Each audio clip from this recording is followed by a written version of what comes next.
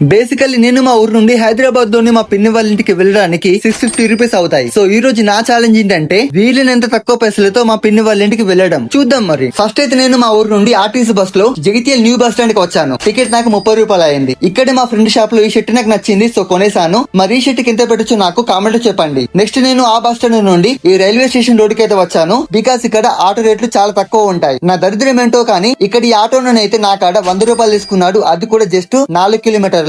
మళ్ళీ అది కూడా షేర్ ఆటో ప్రైస్ లోనే. ఈ ఆటో ఉన్న వల్ల నా ఛాలెంజ్ కి చాలా పెద్ద దెబ్బ పడింది. Okay leave it. ఇప్పుడైతే నేను మన జగిత్యాల రైల్వే స్టేషన్ కి అయితే వచ్చేసాను. ఇక్కడ డైలీ 3 PM కి అయితే కరీంనగర్ టు కాచిగూడ డేమో ట్రైన్ అయితే వస్తది. సో నేనైతే మెడ్చల్ కి అయితే టికెట్ తీసుకున్నాను. అండ్ షాకింగ్ థింగ్ ఏంటంటే టికెట్ జస్ట్ 55 రూపాయలే. ఇక మన ట్రైన్ అయితే వచ్చేసింది, ఎక్కేసాను. అండ్ ఈ ట్రైన్ అయితే జనరల్ ట్రైన్. మంచిగా విండో సీట్ లో కూర్చున్నాను. మధ్యలో వర్షం పడింది. అండ్ విండో నుండి వ్యూ మాత్రం చాలా సూపర్ గా ఉంది. ప్రతి దగ్గర ప్లస్ ఉంటే మైనస్ ఉంటుంది అన్నట్టు ఈ ట్రైన్ అయితే చాలా స్లోగా వెళ్తుంది. చూడండి, ఇక్కడ సిగ్నల్ రెడ్ పడింది. మళ్ళీ ఇక్కడ గ్రీన్ పడే వరకు ఈ ట్రైన్ అయితే ముందుకెళ్లదు. ఒక 2 గంటల తర్వాత ఇక్కడ గ్రీన్ పడింది, ట్రైన్ ముందుకెళ్ళింది. అండ్ ఇక్కడ ట్విస్ట్ ఏంటంటే బస్ అయితే నేను జస్ట్ 5 గంటల్లో మా పిన్ని వాళ్ళ ఇంట్లో ఉంటా. కానీ ఈ ట్రైన్ లో నేను 3 గంటలకు ఎక్కిన కదా. లిటరల్లీ నేను మెడ్చల్ దిగేసరికి 11:11 అయితే అయ్యింది. ఈ టైంలో మెడ్చల్ నుండి మియాపూర్ కి అయితే వెళ్ళడానికి బస్సులు అయితే అవైలబుల్ గా ఉండవు. సో నేనైతే మెడ్చల్ లో ఉన్న నా పాత రూమ్మేట్స్ వల్ల రూమ్ కి అయితే వచ్చాను. ఇక్కడైతే నైట్ కి మనకు ఫుడ్ అండ్ బెడ్ అయితే ఫ్రీ. ఇక మళ్ళీ మార్నింగ్ అయితే ఫ్రెష్ అయ్యి మేడ్చల్ బస్ స్టాండ్ కి అయితే వచ్చాను. ఇక్కడ మేడ్చల్ టు పటాన్ చెరువు 219-229 బస్ అయితే ఎక్కేసాను. నేనైతే మియాపూర్ అల్విన్ ఎక్స్ రోడ్స్ కి అయితే టికెట్ తీసుకున్నాను. టికెట్ అయితే నాకు 50 రూపాయలు అయ్యింది. నేను ఇక్కడ